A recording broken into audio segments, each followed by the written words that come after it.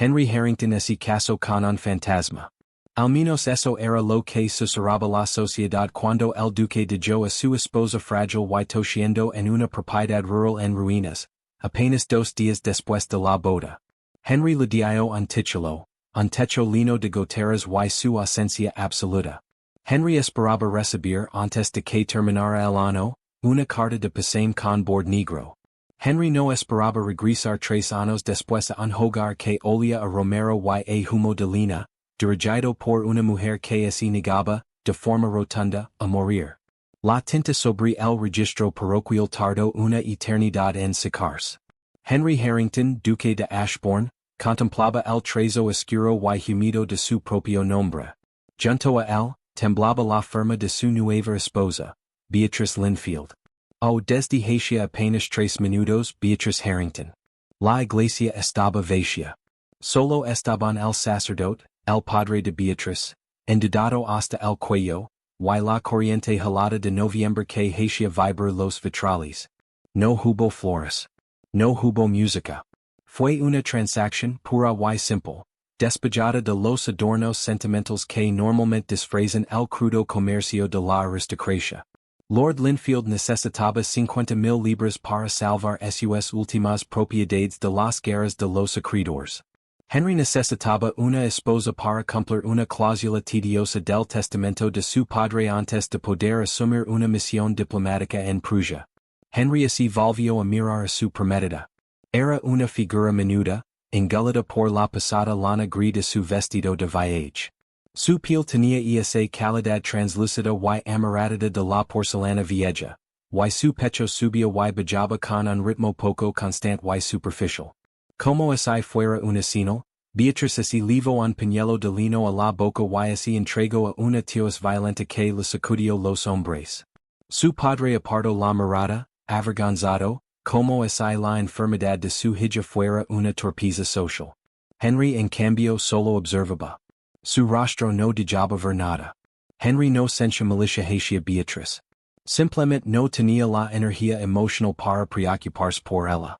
El continente estaba al borde de la guerra. Su mente estaba ocupada con movimientos de tropas, cadenas de suministro y el delicado y letal ajedrez de la política internacional. Este matrimonio no era más que otro trámite que marcar en una lista. El carriage espera, dijo Henry. Su voz era un barítono grave y resonante que llenaba el espacio vacío de la capilla. Beatrice bajó el pañuelo. Sus ojos, de un llamativo tono avelana pálido, se encontraron con los de él. Estaban enrojecidos y agotados, pero sorprendentemente lucidos. Beatrice no pidió disculpas por la interrupción. Solo asintió. Estoy lista, excelencia. El viaje hasta Oakhaven duró 10 agotadores horas. Viajaron en un silencio absoluto. Henry se sentó a un lado del carriage ferrado de terciopelo, revisando despachos. Beatrice se sentó frente a él, temblando pese a las gruesas mantas de viaje. Oakhaven era la propiedad más remota de Henry, escondida en las colinas húmedas y implacables del norte. No había sido habitada de forma adecuada en 2 generaciones. Era un lugar donde se enviaban las cosas que se querían olvidar. Cuando el carriage por fin se detuvo con un triquidio en el crepúsculo agonizante, Beatrice miró por la ventana, salpicada de lluvia. La mansión se alzaba contra el cielo oscurecido como un diente podrido. La hiedra trepaba por la fachada de piedra, hundiendo sus raíces en el mortero. Media casa tenía las ventanas oscuras. La otra mitad apenas reflejaba la luz de un único farol que sostenía una anciana criada, de pie sobre los escalones agrietados de la entrada. Henry bajó primero. El barro se tragó al instante las sulas de sus botas. No le ofreció la mano a Beatrice para ayudarla a bajar. Su mente calculaba la distancia de regreso a Londres. Beatrice descendió los escalones sin ayuda, con las botas resbalando ligeramente sobre la rilla de hierro, y se quedó de pie junto a él, bajo la llovizna helada. La señora Gable la lavara a sus aposentos, dijo Henry apenas mirando la casa. Después se volvió hacia ella. La propiedad produce un ingreso modesto, pero mi abogado lo enviara una asignación para cubrir sus necesidades. Yo parto hacia la costa al amanecer. Beatriz ese chino la capa alrededor de su cuerpo delgado. ¿Cuánto tiempo estará fuera? El tiempo que la corona lo exige, respondió Henry. La miró desde arriba. En la penumbra, Beatriz ese veía alarmantemente frágil.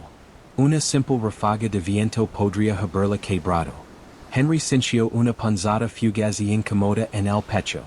No era exactamente lastima, sino un frío reconocimiento de la realidad. Los pulmones de Beatriz estaban fallando. Los médicos de Londres le habían dado un año de vida, quizás así el invierno era duro. Y los inviernos del norte siempre eran duros. Dicen que el air de aquí es bueno para la constitución. Confío en que encontrará paz en este lugar, Beatriz. Era una despedida. Era una manera educada de dejar, muir en silencio y no causas problemas. Lo entiendo, dijo ella. Su voz carecía del temblor de sus manos. Sonaba plana resignada. Henry así tocó el sombrero, giró sobre sus talones y camino hacia los establos, donde un caballo fresco ya estaba siendo ensilado. No miró atrás. Se dijo a sí mismo que era la decisión más pragmática. Cuidar solo invitaría a una escena emocional desordenada, y Henry detestaba el desorden. Cruzó las puertas oxidadas de Oak Haven justo cuando la lluvia comenzaba a caer con fuerza, dejando a su esposa enferma de pie en el barro, contemplando una casa que era, en esencia, una tumba. Adentro, el frío de la mansión era absoluto. La señora Gable, una mujer demacrada de ojos cansados, guió a Beatriz por pasillos cavernosos cubiertos de telas contra el polvo. El air olía a humedad, cenizas frías y descomposición. Su excelencia no nos avisó de su llegada hasta air, su excelencia, murmuró la señora Gable, abriendo camino con una sola vela parpadeante. Solo tuvimos tiempo de preparar la suite principal, en el ala este. Me temo que las chimeneas no tiran bien. Beatriz siguió a la ama de Laves. El pecho lo ardía con cada respiración. La humedad de la casa parecía filtrarse directamente hasta sus huesos. Cuando por fin la dejaron sola en un dormitorio enorme y helado, dominado por una cama con dosel de madera talada, Beatriz se sentó en el borde del colchón. No loro. Llorar requería air, y ella no tenía de sobra. Miró a su alrededor, hacia la penumbra. Sabía exactamente lo que Henry Harrington pensaba de ella. Era algo roto, comprado por un titulo, abandonado en una ruina. Beatriz recostó la cabeza sobre las almohadas con olor a mojo, y subió las delgadas mantas hasta la barbilla y dejó que la fibra se apoderara de ella. Los primeros 3 meses en Oak Haven fueron un borrón de delirio y agonía. El invierno legó con furia, sepultando la mansión bajo capas gruesas y sofocantes de nieve. El viento oliva a través de los marcos sueltos de las ventanas, arrastrando el frío cortante hasta el interior de la casa. Beatriz estuvo a punto de morir en enero. La fibra se disparó, convirtiendo su piel en fuego y su mente en cenizas. Pasó semanas suspendida en una bruma alucinatoria, tosiendo hasta sentir el sabor del cabra, empapando en sudor las ásperas sábanas de lino. La señora Gable y el escaso personal que cuidaba, un jardinero llamado Thomas y una criada de cocina llamada Mary, la atendían con un desapego práctico y sombrío. Ya habían visto morir antes a gente de la enfermedad consuntiva. Mantenían el fuego débil ardiendo y lo obligaban a tragar caldo de pollo aguado, esperando la mañana inevitable en que la encontrarían fría. Pero esa mañana inevitable nunca llegó. En algún momento de finales de febrero, la fibra cedió. Beatriz despertó. Estaba devastadoramente débil, con las clavículas tan afiladas que podían cortar cristal, pero su mente estaba completamente clara. Miró el dosel manchado de agua sobre la cama. Escuchó el triquidio del marco suelto de la ventana. Sintió la humedad pesada y sofocante de la habitación. Una claridad profunda, blanca y ardiente, la recorrió entera. No había a morir. No allí. No en aquella habitación miserable y helada, esperando a un esposo que ya la había dado por muerta como una víctima más de su conveniencia. Señora Gable, dijo Beatriz con voz ronca, un sonido como hojas secas sobre piedra. La ama de laves, dormitando en una silla junto al fuego moribundo, ese sobresalto. Su excelencia. Saquin de esta cama y saquin de esta habitación. Tardaron 2 días en organizar el traslado. Beatriz, apoyada con fuerza en el hombro de Mary, se obligó a salir de aquella suite principal cavernosa y imposible de calentar. Recorrió los pasillos de Oak Haven, ignorando el ardor agonizante en sus pulmones, hasta encontrar lo que buscaba. Un dormitorio más pequeño en la planta baja orientado al sur. Tenía un hogar modesto, paredes de roble macizo que retenían el calor, y una ventana grande que atrapaba el pálido sol invernal. Esta, declaró Beatriz, apoyada en el marco de la puerta, sin aliento pero decidida. Pero su excelencia. Esto es el saloncito del ama de laves. No es digno de una duquesa, protestó la señora Gable. No necesito una habitación de duquesa, respondió Beatriz, aferrándose a la madera para sostenerse. Necesito una habitación que no intente matarme activamente. Muevan mis cosas. Ese fue el punto de inflexión. Beatriz dejó de comportarse como una mujer moribunda y empezó a comportarse como una mujer viva que, además, estaba enferma. Revisó los libros contables de la casa. La asignación que enviaba el abogado de Henry era pequeña, pero constante. Sin embargo, bajo la administración anterior, ausente y descuidada, el dinero se había derrocado en tonterías. Plata púlida que nadie usaba, velas costosas para habitaciones donde nadie entraba jamás. Beatriz cortó el despilfarro de inmediato. Vamos a clausurar las alas este y oeste, lo indicó Beatriz a Thomas desde su silla, junto al fuego que ahora rugía en su pequeña habitación. Drenan las tuberías de ali para que no revienten. Concentremos todo en el bloque central. Estamos calentando demasiado espacio vacío. Usan los fondos ahorrados para comprar línea bien seca. Quiero fuego encendido día y noche en las habitaciones que usamos. Los servientes quedaron adheridos, pero obedecieron.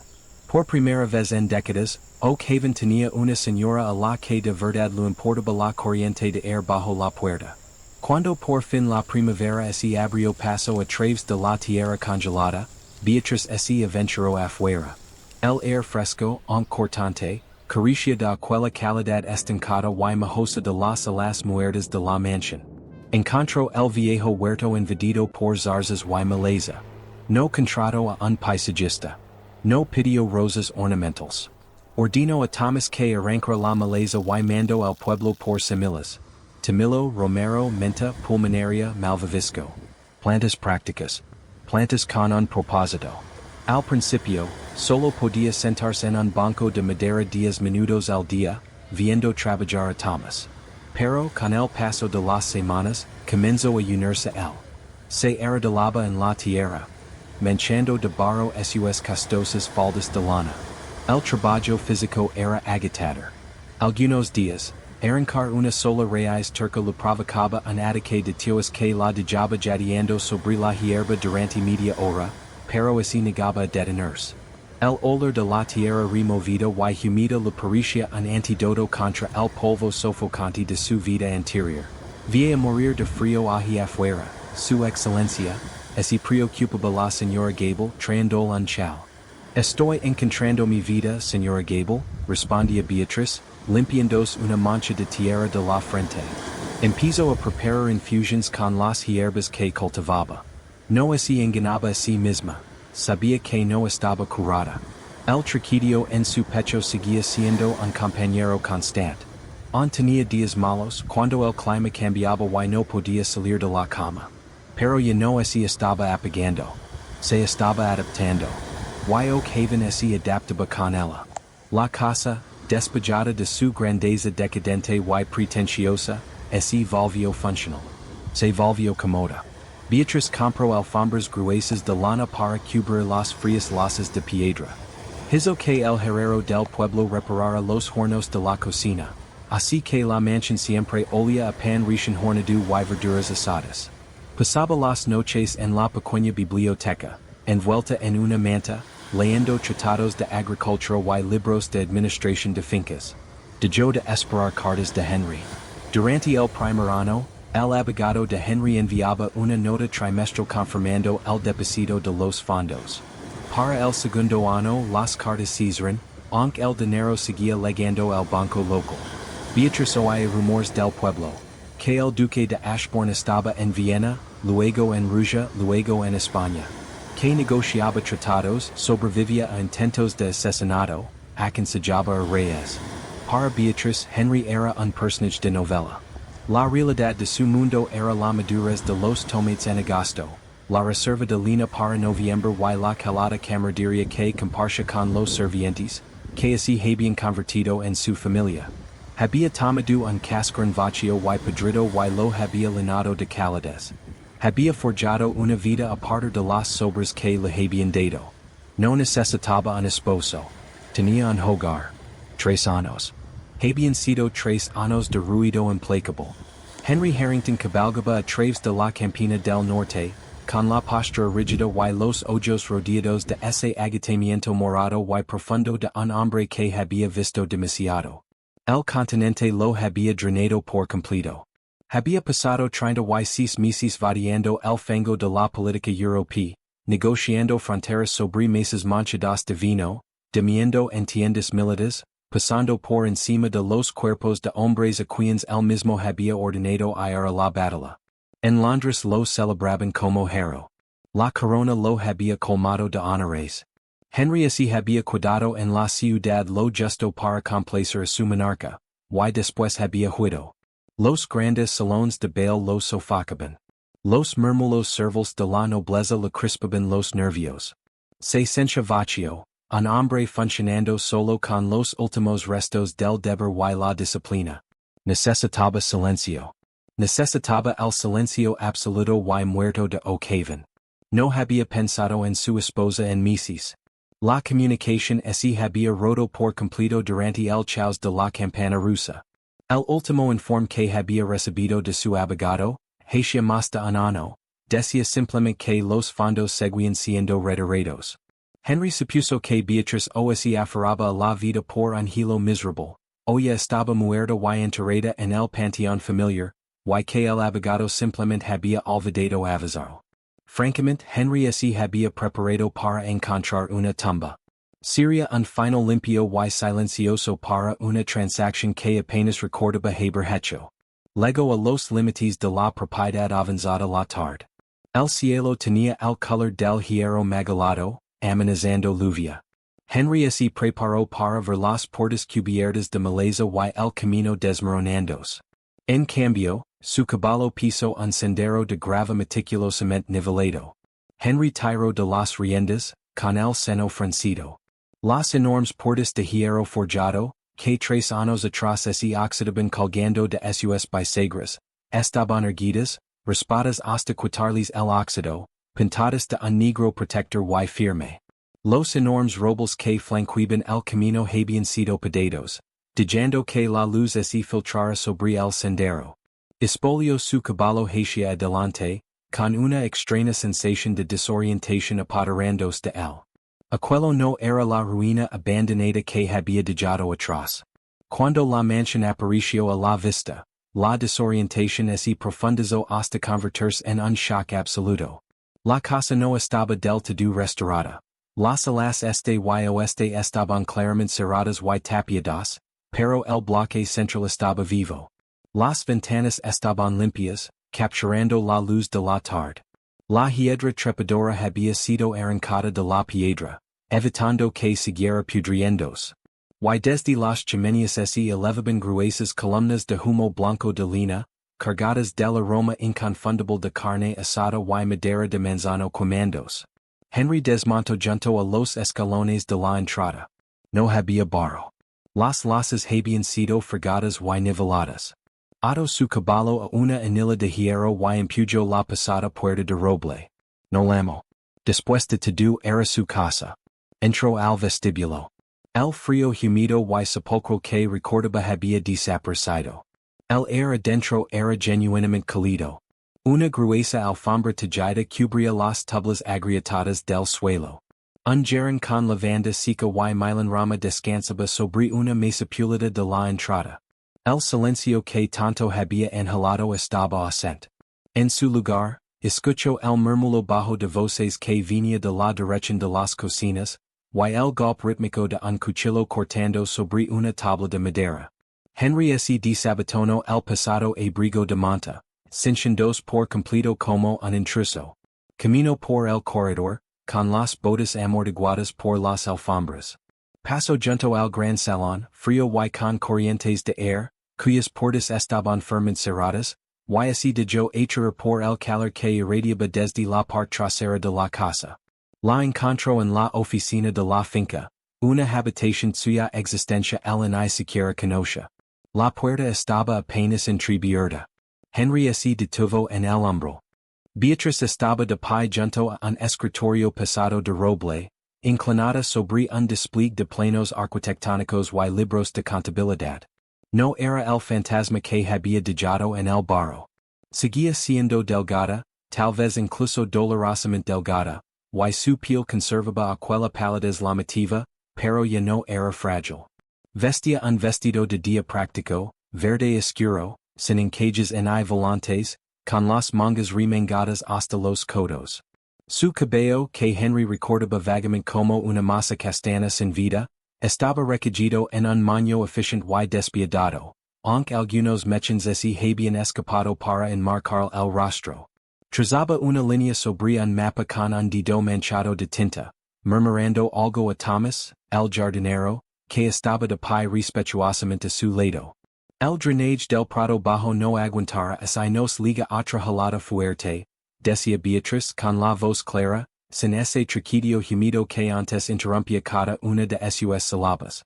Necesitamos cavar las zanjas más profundas antes de noviembre. Usan los fondos que ahorramos con la cosecha de cebada. Sí, su excelencia, dijo Thomas. Henry se aclaró la garganta. El sonido resultó fuerte en la habitación silenciosa. Thomas giró en redondo, con los ojos como platos. De inmediato se quitó la gorra y se inclinó tenso. Su excelencia mi señor nosotros, no sabíamos. Beatrice se quedó paralizada, despacio. Levantó la cabeza del escritorio. Lo miró. Henry le devolvió la mirada. El silencio se estiró, pesado y tenso como la cuerda de un arco. Henry vio el destello inmediato de reconocimiento en los ojos avalana de Beatrice, seguido al instante por un muro de cálculo cauteloso. Ella no jadeó. No se desmayó. Lo miró con la mirada precisa y calculadora de alguien que evalúa un problema repentino y inesperado. Henry se fijó en la tierra bajo sus uñas, en la mancha de tinta sobre su mandíbula, en la autoridad absoluta con la que Beatrice ocupaba aquella habitación. Se veía magnífica. Se veía completamente real. ¿Estás viva? Dijo Henry. Las palabras salieron torpes y directas. No fue un saludo. Fue una acusación de la realidad contra sus expectativas. Beatrice se enderezó. Tomó un pañuelo de lino que descansaba sobre el escritorio, un reflejo que Henry notó, pero no tosió. Cruzó las manos sobre sus libros de cuentas. Disculpe la molestia, su excelencia, respondió Beatrice con la voz suave, perfectamente educada y fría como un invierno del norte. Comprendo que unos lidos de viuda le habrían resultado mucho menos problemáticos. Henry se encogió por dentro. El golpe fue directo y se lo había ganado por completo. No quis decir, Henry se detuvo. Era un diplomático que había sabido calmar a generals hostiles. Y sin embargo, se encontraba buscando las palabras sitientes. La casa. Es diferente. La casa es funcional, lo corrigió Beatrice. Se volvió hacia el jardinero. Eso es todo por hoy, Thomas. Por favor, ocupad del caballo de su excelencia. Sí, su excelencia. Thomas pasó apresurado junto a Henry, desesperado por escapar de la tensión sofocante que llenaba la habitación. Cuando quedaron a solas, Henry dio otro paso al frente. Miró los libros de contabilidad. Miró las pilas ordenadas de recibos. Volvió a mirar a su esposa. Ella lo observaba, completamente firme, como una gobernante defendiendo sus fronteras de un invasor extranjero. Esperaba encontrar ruinas, dijo Henry en voz baja, abandonando cualquier pretensión de distancia formal. Estaba demasiado cansado para mentiras. Tú dejaste ruinas, respondió Beatriz, con la barbilla alzándose una fracción de centímetro. Yo simplemente me nego a quedar enterrada bajo ellas. Henry la observó, sintiendo una opresión extraña y desconocida en el pecho. No era el vacío hueco de la guerra ni el frío temor de la política. Era algo completamente nuevo. Había vuelto a Oak Haven buscando una tumba vacía donde esconderse. En cambio, había entrado en una fortaleza, y ahora estaba cara a cara con la mujer que la había construido. He vuelto, Beatriz, dijo Henry, y la realidad de esas palabras se asentó sobre él como una capa pesada. Beatriz no sonrió. No le dio la bienvenida. Solo lo miró de arriba abajo, notando las canas en sus scenes y el cansancio en sus hombres. Ya lo vio, dijo. Tendremos que buscar una habitación. El ala está tapiada. La cena fue un asunto tranquilo y utilitario, servido no en el enorme comedor de la mansión, sino en un pequeño salón de desayuno junto a las cocinas. Henry se sentó a la cabecera de la modesta mesa de roble. Era la única concesión que la casa estaba dispuesta a hacerle a su rango. Todo lo demás pertenecía a Beatriz. La observó con atención mientras ella se servía una porción de verduras asadas y una rebanada de pan grueso y crujiente. La fina porcelana de sus ancestros había sido reemplazada por loza resistente y sin desportiller. Los cubiertos de plata habían desaparecido, sustituidos por hierros en silo que no requería horas de laborioso pulido.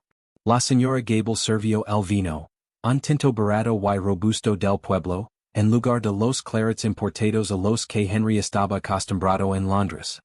El ala seguirá cerrada, afirmó Beatriz rompiendo el silencio. No levantó la vista de su plato. No tenemos carbón para calentarla, ni personal para limpiarla. La señora Gable ha preparado la habitación azul de invitados, en la planta baja para ti. Comparte una chimenea con mi saloncito, así que el fuego tira bien. Henry cortó su pan. Era denso, cargado de avena, y del todo satisfactorio. Veo que has reorganizado por completo mi casa. Reorganiz un mausoleo y lo convertí en un hogar. Lo corrigió Beatriz con suavidad. Tomo un sorbo de vino. Si prefieres la grandeza de morir congelado en la suite principal, puedo pedir la Thomas que di la obra mañana mismo, pero tendrás que buscar tu propia línea. Henry detuvo el cuchillo sobre la loza. 3 años atrás, ella jamás le habría hablado así. 3 años atrás apenas hablaba, sofocada bajo el peso de sus pulmones falando y su indiferencia aterradora. Henry le miró la garganta, notando el pulso débil y rápido que latía bajo su piel pálida. Beatriz seguía enferma. Podía escuchar la manera cuidadosa y superficial en que respiraba, asegurándose de no inhalar demasiado profundo para no desatar un ataque de tos. Pero ya no era una víctima. La habitación azul estará bien, dijo Henry. Un destello de sorpresa cruzó los ojos de Beatriz, desaparecido tan rápido como había llegado. Ella asintió una sola vez. A la mañana siguiente, Henry despertó con el sonido de un golpetío rítmico. Se vistió con ropa sencilla de monta y salió de la habitación azul para encontrar la casa ya zumbando con actividad. Camino hacia las cocinas, con la intención de ordenar la Thomas que ensalara su caballo para poder inspeccionar los límites de la propiedad. Encontró a Thomas en el patio, reparando la rueda rota de una carreta. Thomas ensila mi veo. Salgo en 20 minutos, ordenó Henry. Thomas dejó de golpear con el mazo pesado apoyado sobre la rodilla. Miró a Henry, y después miró con nerviosismo hacia la ventana de la oficina de la finca. Le pido disculpas, su excelencia, pero primero debo consultarlo con su excelencia. Ella me pidió que arreglara el antes del mediodía, para poder llevar la calabaza de invierno al mercado del pueblo. Henry se quedó mirando al jardinero. Él era el duque de Ashbourne. Suyo era el suelo, suya la reprimenda que se formaba en su lengua, El instinto de un comandante militar cuyas órdenes acababan de ser cuestionadas por un subordinado. Pero la reprimenda murió en su garganta. Miró hacia la ventana de la oficina. Vio el destello de un farol adentro. Él había abandonado esta propiedad. Beatriz la había salvado. Y la lealtad Henry lo sabía mejor que nadie, no era un derecho legal. Se ganaba en las trincheras. Termina la rueda Thomas, dijo Henry en voz baja. Yo mismo encelar el caballo. Paso los siguientes 3 días descubriendo lo prescindible que era. Era un depredador de la cima, deambulando por un ecosistema cerrado y altamente eficient. Intento revisar las cuentas de la casa, sacando los pesados libros del escritorio de Beatriz mientras ella estaba en el jardín. Se sentó en su silla, siguiendo con mirada crítica las columnas de números, esperando encontrar la matemática caótica de una mujer sin educación en administración de fincas. En cambio, encontró una obra maestra de supervivencia pragmática. Beatriz había arrendado los pastos bajos y descuidados a un pastor vecino, a cambio de un porcentaje de la lana y la carne, eliminando así la necesidad de contratar pastores que no podían costear. Había vendido el plomo ornamental de la fuente en ruinas para pagar la pizarra necesaria para reparar el techo. Era una matemática despiadada, nada sentimental. Si buscas fondos desaparecidos no los encontrarás. Henry levantó la vista. Beatriz estaba de pie en la puerta, con una cesta de tomillo recién cortado colgando del brazo. Tenía las botas cubiertas de barro. Se veía completamente sin disculpas. No te estoy auditando, Beatriz, dijo Henry cerrando el libro. Intento entender cómo funciona mi propiedad. Funciona porque no desperdiciamos tiempo en calor, respondió ella, entrando en la habitación y dejando la cesta sobre una mesa lateral. El aroma fresco y punzante de las hierbas llenó la pequeña oficina. Y no gastamos dinero en apariencias. Beatriz caminó hasta el escritorio, con movimientos deliberados, apoyándose levemente en la madera pesada como para sostenerse. Si piensas cuidar excelencia, debes entender que Octava no puede sostener el estilo de vida de un duque. No hay ayudas de cámara. No hay lacayos. Si dejas un abrigo en el suelo, alias y cuidara hasta que tú mismo lo recoges. He pasado los últimos 2 años demiendo en tiendas de lona y comiendo cerdo salado con sabor a pólvora. Dijo Henry con la voz bajando a un tono grave y quedo. No necesito una ayuda de cámara. Se puso de pie, alzando sobre ella. A pesar de su postura feroz, Beatriz seguía siendo físicamente muy menuda. Henry podía ver el cansancio tirando de las comisuras de sus ojos. Las sombras oscuras que ningún maquillaje podría ocultar. No estoy aquí para deshacer tu trabajo, Beatriz, dijo Henry con cuidado, tratando la conversación con la misma delicadeza que emplearía en una negociación de tratado hostil. Simplemente estoy aquí. Beatriz lo miró, sus ojos avalana buscando la mentira en su rostro. No encontró ninguna. Apretó los labios, tensó la mandíbula. Entonces no te interpongas en mi camino. Para la tercera semana, la tensión en la mansión pasó de una hostilidad afilada y quebradiza a una neutralidad cautelosa y vigilante. Henry cumplió su palabra. No se interpuso en el camino de Beatriz. Cortaba línea. Reparaba las bisagras de las puertas pesadas de roble que Thomas no tenía fuerza para levantar. Recorría a caballo el perímetro de la propiedad, tomando nota de las reparaciones estructurales que Beatriz había priorizado, y de aquellas que se había visto obligada a abandonar por falta de fondos. La observaba. Aprendió el ritmo de su enfermedad. Aprendió que las mañanas húmedas eran las peores para ella, que Beatriz permanecía en su saloncito hasta que el sol quemaba el rocío del pasto, bebiendo grandes cantidades de un té de gordolobo de olor desagradable. Aprendió que cuando ella se exigía demasiado, levantando una cesta pesada o discutiendo demasiado tiempo con un comerciante testarudo del pueblo, un rubor pálido y peligroso subía a sus mejillas, seguido de una tos áspera que sonaba como seda desgarrándose. Henry quería decir que se detuviera. Quería ordenar que descansara. Pero sabía que ella lo miraría con esos ojos fríos y plenos, Recordando que había renunciado al derecho de gobernar su salud 3 años atrás. Su oportunidad de ser útil llegó en forma de una carta con un sello pesado, enviada por Lord Danvers, el terrateniente vecino. Henry estaba en la pequeña biblioteca, catalogando un estante de libros donados por el agua, cuando escuchó la voz de Beatrice resonar desde la oficina, más aguda y más fuerte de lo habitual. Camino por el corredor y la encontró de pie frente al escritorio, con las manos temblando de furia mientras miraba fijamente un pergamino. La señora Gable estaba cerca, retorciéndose el delantal.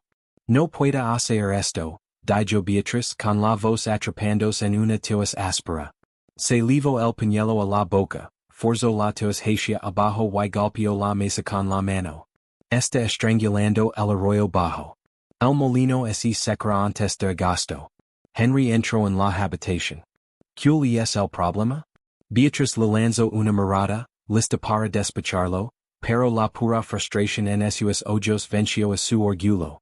Empujó el pergamino sobre el escritorio hacia él. Lord Danvers. Asegura que el límite histórico de su propiedad se extiende 50 metros más al sur de lo que indicaba el catastro anterior. Está construyendo una presa para crear un estanque de pesca privado. Corta el suministro de agua en nuestro molino de cebada. Lo he escrito 2 veces explicando el impacto devastador. Esto es lo que acaba de responder. Henry tomó la carta. Estaba escrita en una caligrafía florida y condescendiente. Danvers, en esencia, le daba unas palmaditas en la cabeza a Beatrice, elogiaba sus valientes intentos de administración, y le decía que la ley era la ley, y que difícilmente se podía esperar que una mujer entendiera cartas de propiedad centenarias. Henry la leyó 2 veces. Una sonrisa lenta y gélida se extendió por su rostro. Era la misma sonrisa que una vez había hecho retroceder físicamente al embajador Francis en una cumbre de paz. Estás manejando esto de la forma equivocada, dijo Henry dejando caer la carta sobre el escritorio. Lo estoy manejando con lógica, replicó Beatrice cortante. Lo envié copias del registro de la tierra. Los hombres como Danvers no se preocupan por la lógica. Se preocupan por el poder de negociación, dijo Henry. Rodeó el escritorio, sacando una joya fresca de vitela pasada del cajón de Beatrice. Tomó su pluma y la mojó en el tintero.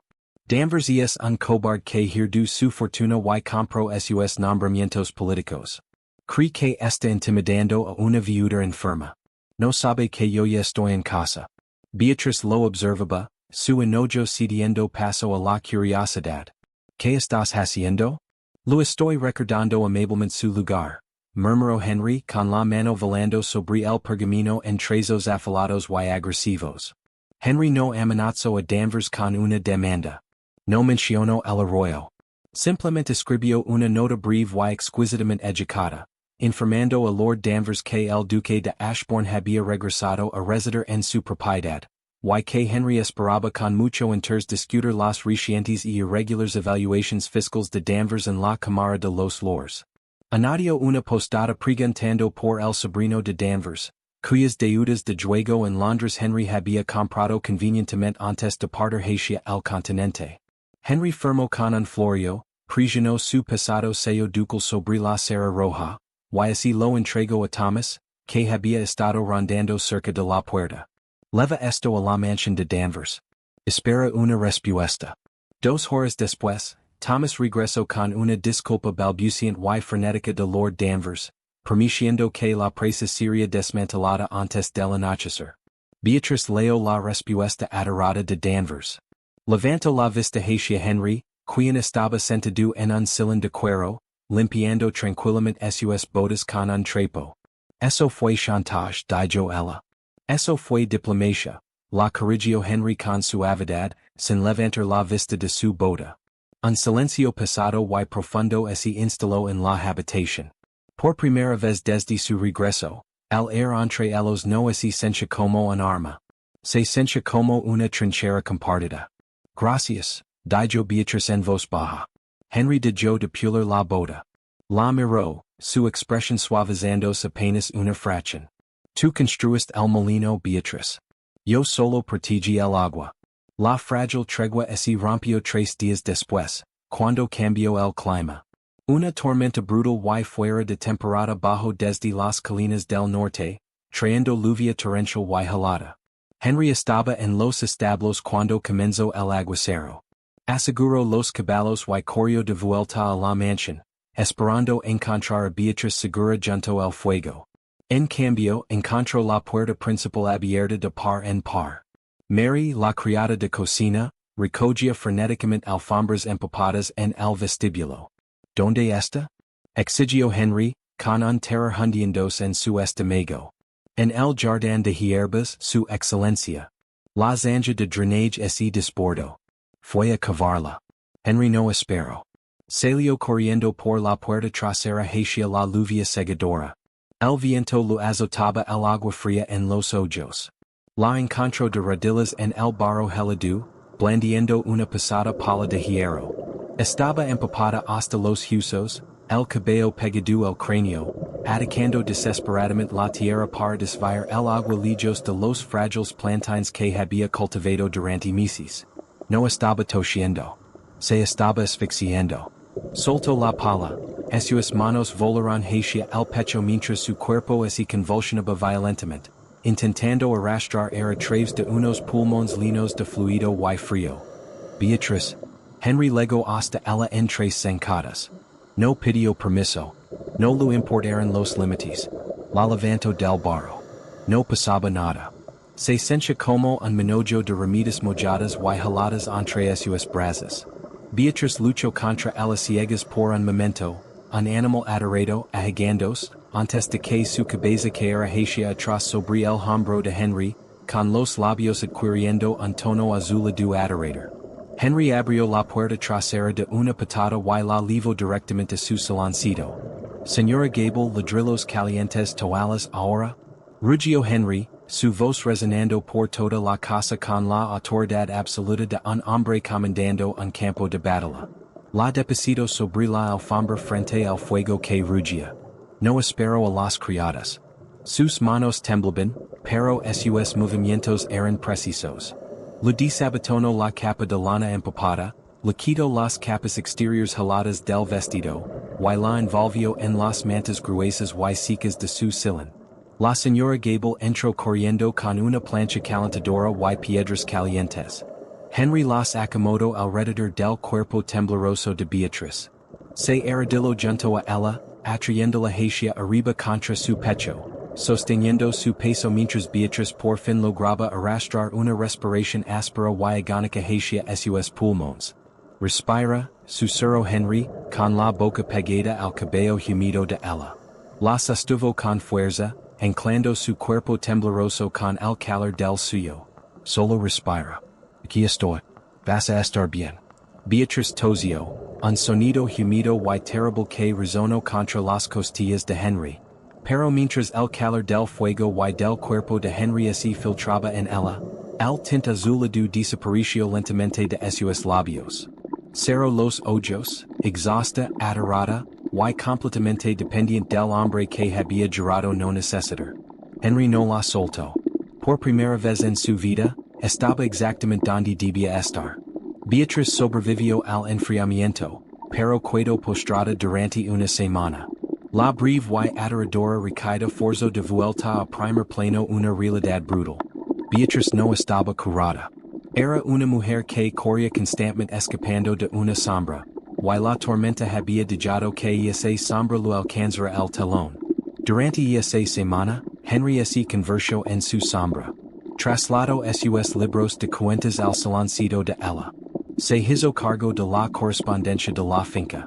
Cuando los ataques de Teos la despertaban en plena noche, Beatriz abría los ojos y lo encontraba sentado en la silla junto al hogar, avivando el fuego, deslizando una taza de té caliente y amargo sobre la mesa junto a su cama.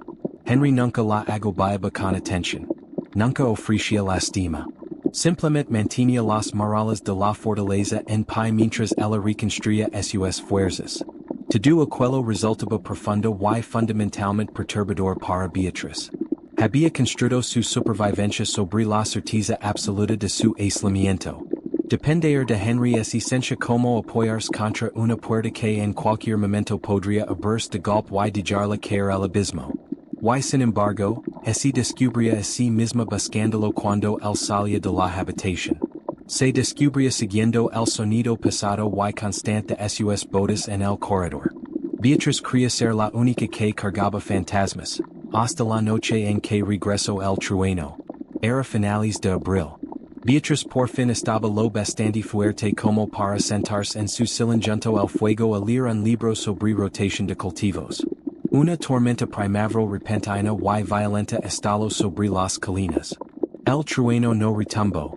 Estalló un estruendo percusivo y ensordecido que sacudió los cimientos mismos de la mansión de piedra. Beatriz así sobresaltó, mirando hacia el techo mientras el polvo caía desde Las Vegas. La casa era sólida pero el ruido fue espectacular. Esperó a que Henry saliera de la habitación azul a revisar las ventanas, como solía hacer cuando cambiaba el clima. No luego. En cambio, Beatriz escuchó un sonido que le heló la sangre. Un jadeo bajo y gutural, seguido del golpe pesado de muebles cayendo al suelo en la habitación de al lado. Beatriz dejó su libro. Se levantó del sillón, ignorando la punzada de debilidad en las piernas, y caminó hasta la puerta de la habitación azul. Estaba apenas entreabierta. Henry? Llamó suavemente. Otro estallido de trueno de tono sobre sus cabezas. Adentro de la habitación, alguien gritó una orden militar, aguda y desesperada, en un idioma que Beatriz no hablaba. Empujó la puerta para abrirla. El fuego así había reducido a brasas, sumergiendo la habitación en sombras profundas. La pesada silla de roble junto a la ventana estaba volcada con violencia. Henry estaba acorralado en el rincón más lejano de la habitación. Vestía solo su camisa de lino y pantalones, con los pies descalzos sobre las tablas frías del suelo. No estaba en Oakhaven. Tenía los ojos muy abiertos, sin parpadear, completamente salvajes. Miraba fijamente hacia la ventana, con las manos levantadas frente a él, los dedos cavados como garras rígidas. La lluvia azotaba el cristal, imitando el sonido de la metralla. Cada vez que relampagueaba, Beatriz veía el terror crudo y desnudo en el rostro del duque de Ashbourne. Sostenguen la línea, susurró Henry con la voz quebrantos, despojada por completo de su resonante autoridad habitual. Temblaba con violencia. Sostenguen la línea, malditos. Vienen a través del humo. Beatriz así quedó paralizada. Había pasado 3 años resentiendo su ausencia, imaginándolo en grandes bailes, bebiendo champán con dignatarios extranjeros. Jamás había considerado la mecánica real y sangrienta de la diplomacia que Henry ejecutaba. No solo había estado formando tratados. Había estado de pie en medio de la matanza. Otro trueno hizo vibrar el cristal. Henry así estremeció, cayendo de rodillas, cubriéndose la cabeza con los brazos como si esperara el estallido de la artillería. Beatriz no llamó a los servientes. Sabía por instinto que Henry jamás la perdonaría si alguien más lo veía así, despojado de su armadura, reducido a una víctima temblorosa de sus propios recuerdos. Camino hacia la habitación. No corrió. Se movió despacio, deliberadamente, asegurándose de que sus pasos fueran audibles contra las tablas del suelo. Henry, dijo. Su voz sonaba tranquila, en un tono bajo, el mismo que usaba para calmar a un caballo asustado. Henry giró la cabeza bruscamente hacia ella. Por un segundo adorador, Beatriz vio violencia en sus ojos, el instinto de un soldado acorralado. No la reconoció. Ella así detuvo a pocos pasos. No intentó tocarlo. Sabía que no debía sobresaltar a un hombre perdido dentro de una pesadilla. Despacio, así dejó caer al suelo frío frente a él, cruzando las piernas, poniéndose por debajo de su línea de visión para eliminar cualquier amenaza. La artillería llenó esta, dijo Beatriz con suavidad, señalando hacia la ventana. Y es solo lluvia contra el cristal. Estás en Yorkshire. Estás en Oakhaven. Henry la miró fijamente, con el pecho agitado. El ritmo errático de su respiración reflejaba el propio de ella durante uno de sus ataques pulmonares. Marame, ordino Beatriz con la voz Fernandos enclándolo al presente. Soy Beatriz. Mira las piedras. Mira el hogar. Estás en casa. Un aliento entrecortado le desgarró la garganta a Henry. La ferocidad de sus ojos comenzó a fracturarse, reemplazada por una claridad devastadora y aplastante. Miró las tablas del suelo. Miró sus manos temblorosas. Después miró a su esposa, sentada en el suelo helado en camisón, con sus ojos avalana fijos en él con una fuerza feroz y inquebrantable. Henry así cubrió el rostro con las manos. Un sonido crudo y roto escapó de él, amortiguado por sus palmas. El agotamiento absoluto de haber mantenido su mente unida durante 3 años finalmente cedió. No logró pero así estremeció. El colapso estructural profundo de un hombre que había cargado demasiado peso durante demasiado tiempo. Beatriz por fin así movió. Se deslizó por el suelo hasta arrodillarse junto a él. Extendió la mano y la colocó en su espalda, justo entre los omoplatos. Henry estaba rígido, frío, húmedo de sudor. Ella simplemente dejó la mano allí, un ancla física al presente, una promesa silenciosa de que no quería solo en la oscuridad. Permanecieron sentados en el suelo durante un largo rato. La tormenta rugía afuera, pero adentro, en la pequeña habitación oscura, el silencio se estiraba entre ellos, pesado y profundo. Cuando por fin el trueno se alejó, dejando solo el tamborileo constante de la lluvia, Henry bajó las manos. Se recostó contra la pared, exhausto, despejado de todo. Miró a Beatriz. Ordenó una carga de caballería a las afueras de Leipzig, dijo Henry, con la voz en susurro hueco. Y no la miraba ella, miraba las brasas moribundas del hogar. La niebla era demasiado espesa. Calculó mal el flanco enemigo. 400 hombres cabalgaron hacia un pantano. Los masacraron. El barro parecía sangre. Cerró los ojos. Sueño con el barro. Beatriz escuchó. No ofreció palabras vacías de consuelo. No le dijo que no era su culpa, porque sabía que hombres como Henry cargaban su culpa como una religión. Y desestimarla habría sido desestimar su honor.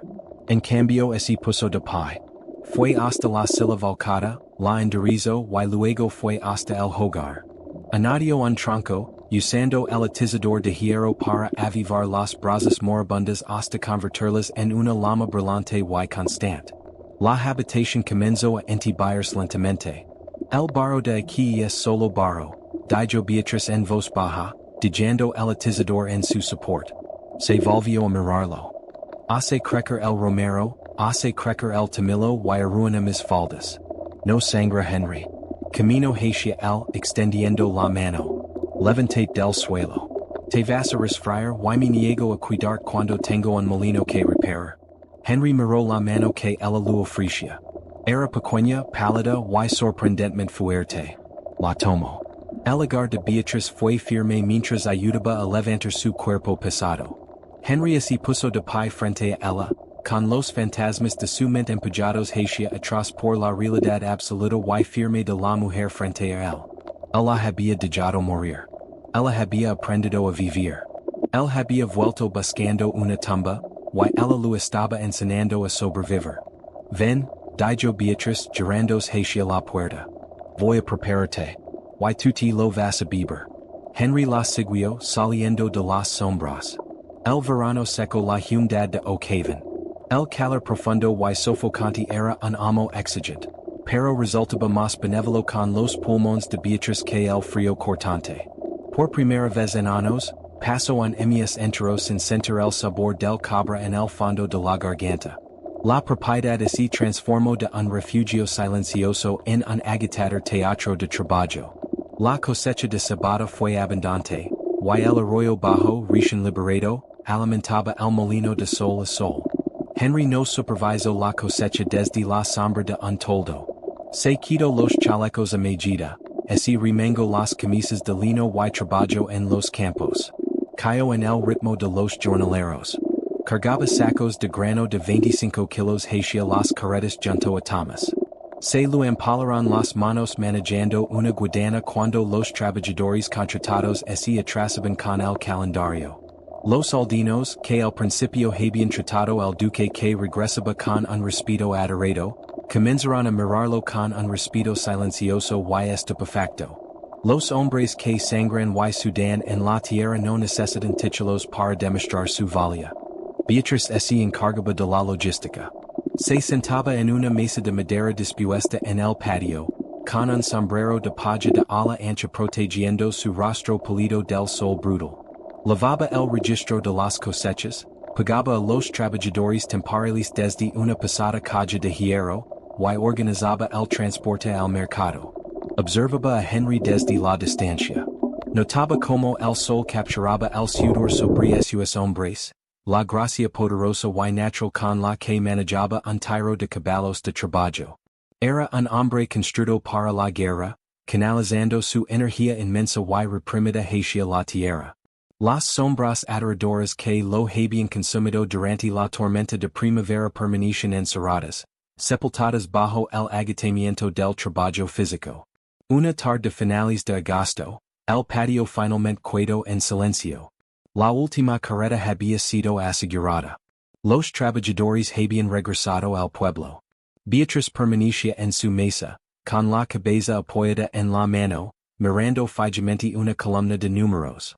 El calor del día persistía en las losas de piedra, irradiando hacia arriba. Estaba peligrosamente fatigada. El pecho lo pasaba, no por el fluido sino por puro agotamiento muscular. Una sombra cayó sobre el libro contable. Henry colocó una taza de gelada con agua de pozo fría sobre los números que ella intentaba leer. Sus antebrazos estaban manchados de tierra y paja de cebada. Olía a sudor, a polvo y a caballos. Las cuentas siguieron allí mañana, dijo Henry. Beatriz levantó la vista hacia él. No discutió. Tomó la taza con ambas manos, disfrutando el frío impactante contra las palmas y bebió. Superamos la cosecha del año pasado en un 30%, dijo Henry. Las ovejas pagaron la mano de obra extra, y el grano pagará la pizarra para por fin arreglar el techo del ala oeste. No necesitamos el ala oeste, dijo Henry. Se acomodó en un taburete frente a ella, sentándose pesadamente, apoyando los codos en las rodillas.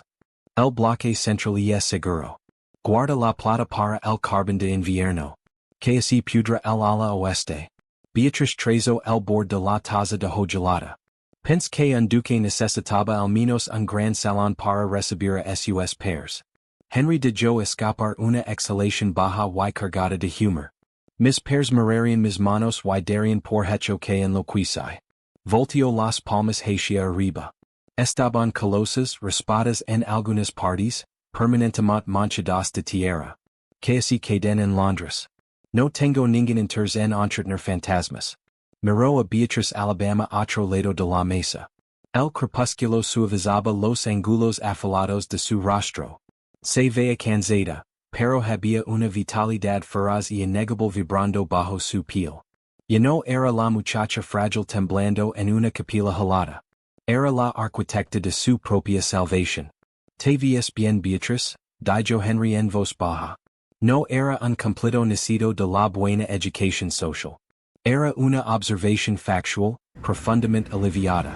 Beatriz sostuvo su mirada.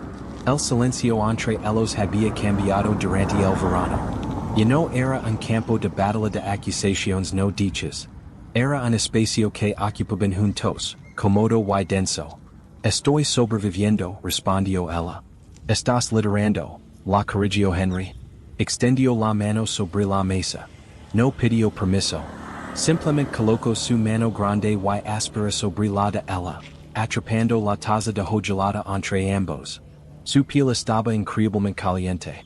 Y yo te sigo. Beatriz bajó la mirada hacia sus manos unidas. Un año atrás, el contacto de su esposo la habría adorado.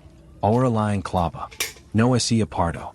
Giró la mano ligeramente, entrelazando sus dedos delgados con los de él. Se quedaron sentados en el patio que oscurecía, dos personas maltratadas por la vida, sosteniéndose la una a la otra en las ruinas silenciosas de la vida que habían abandonado. El mundo exterior finalmente rompió las murallas de Oak Haven en noviembre, exactamente 4 años después del día de su boda. La escarcha cubría el suelo con una capa gruesa, convirtiendo la propiedad en un paisaje de blanco crudo y marrón quebradizo. Beatriz estaba en la cocina, instruyendo a Mary sobre la forma correcta de curar los jamones de invierno, cuando escuchó el inconfundible repiqueteo de cascos sobre la grava congelada del camino principal. No era el paso lento y pesado de un caballo de tiro. Era el ritmo agudo y frenético de un galope. Camino hacia el vestíbulo principal, limpiándose la sal de las manos en el delantal. Henry ya estaba en la puerta abriéndola. Un janit con la librea azul profundo y dorado de un correo real estaba en los escalones, con su caballo resoplando violentamente en el aire frío.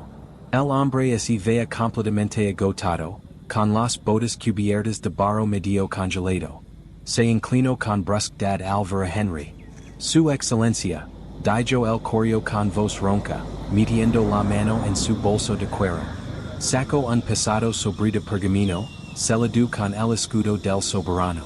Despachos urgentes de Whitehall. El primer ministro espera su respuesta inmediata. Henry tomó la carta. No rompió el sello. Simplemente se quedó mirando la cera, con la mandíbula apretada tan fuerte que Beatriz pudo ver un músculo saltando en su mejilla.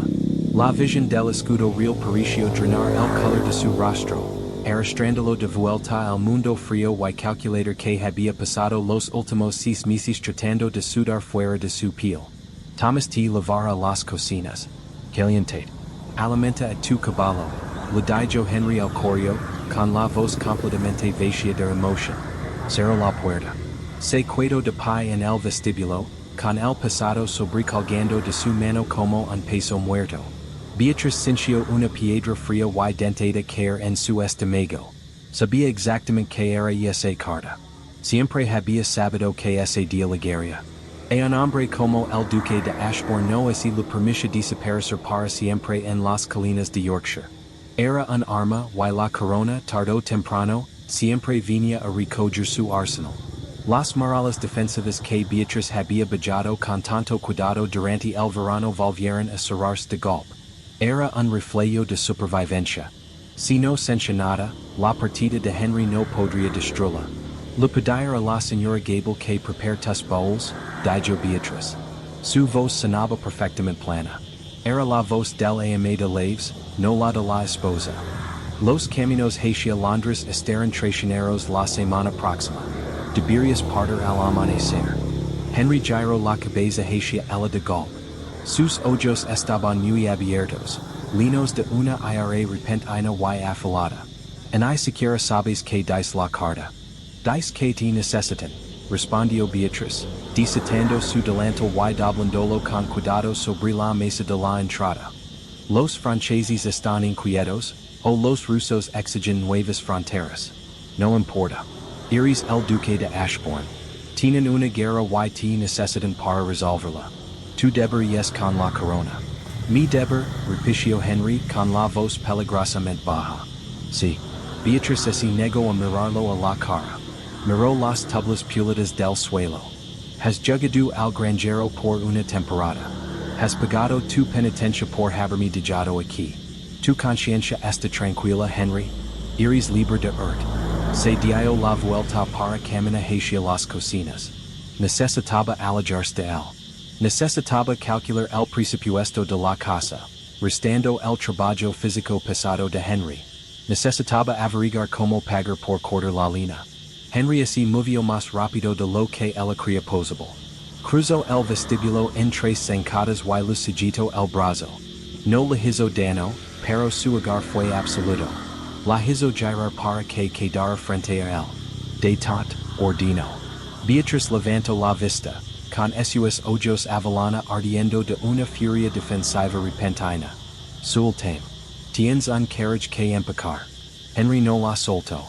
Levantó la otra mano mostrando el sobresalado. No lo abrió.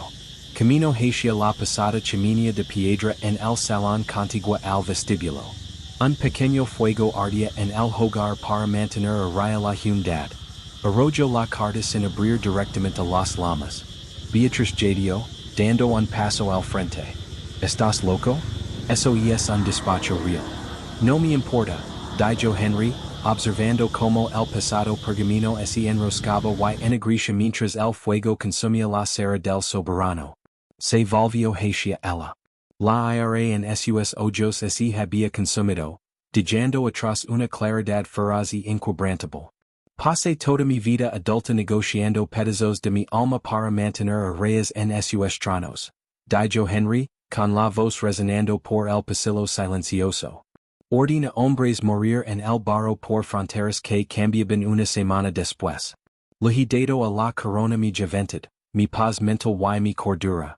Acordo la distancia entre ellos, deteniéndose apenas unos centímetros. La miró desde arriba, hacia sus ojos sobresaltados. No voy a volver a Londres, dijo Henry. No voy a volver a los grandes bailes y no voy a volver a la masacre. No me importa si el continente entero arde. El aliento de Beatriz es corto. La piedra dentada en su estómago comenzó a fracturarse. Henry te despadran de tus cargos. Te lamran cobarde. Que lo hagan, dijo él con suavidad. Extendió sus manos ásperas y calosas, enmarcando el rostro de ella. Sus pulgares rozaron con delicadeza la línea afilada de sus pómulos. Dejé a una muchacha moribunda en una tumba porque fui un cobarde. Volví y encontré a una reina gobernando una fortaleza. Construiste este hogar con tierra y pura obstinación desafiante. Salvaste mi propiedad Beatriz, y después me salvaste a mí. La garganta de Beatriz es cero. El impulso de toser subió, nacido de una emoción repentina y abrumadora, pero ella lo contuvo. Sus ojos se llenaron de lágrimas ardientes y inesperadas. Todavía estoy enferma, Henry. El invierno siempre será duro. No puedo prometer que no. No puedo terminar la frase. No quiero una promesa de eternidad, susurró Henry, apoyando su frente contra la de ella. Quiero hoy. Quiero mañana. Quiero congelarme en el barro contigo, intentando salvar la cebada. Este es mi hogar, Beatriz. Tú eres mi hogar y no voy a volver a dejarlo jamás. Beatriz cerró los ojos. La última de su armadura cínica se agrietó y cayó. Levantó las manos, aferrando la tela áspera de lino de la camisa de Henry, y finalmente, después de 4 años de fría soledad, dejó caer todo su peso contra él. Henry la sostuvo con fuerza, un ancla permanente contra el invierno que se acercaba.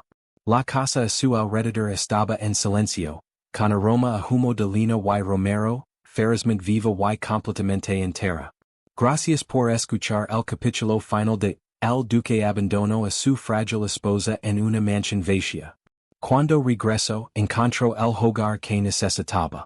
La historia de Henry y Beatriz demuestra que el amor más fuerte no se encuentra en los grandes salones de baile, sino que se construye a través de las luchas compartidas, la resiliencia silenciosa y el valor de reconstruirse. Si esta historia emotiva y humana te legó el corazón, dale like a este video y compartelo con alguien que ame las historias de romance histórico. No olvides suscribir y activar las notifications para no perder nuestra próxima gran historia.